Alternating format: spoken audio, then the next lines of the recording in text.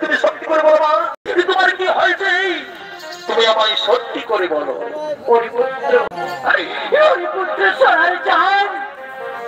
সেই সত্যযুগে তোর পিতার সঙ্গে আমার দেখা হয়েছিল সেই পাতালপুরে। তাই তো পুত্র, তার বিনিময়ে তোর জন্ম। তো জানিস পুত্র, তোর পিতার কথার অনুপাতে আমি গিয়েছিলাম ইন্দ্রপুরে একটু থাকার আশ্রয়ে বাবা। কিন্তু জানিস পুত্র, দেবরাজ ইন্দ্র আমায় কি করেছে? আমায় গোড়া ধাক্কা দিয়েছে পুত্র।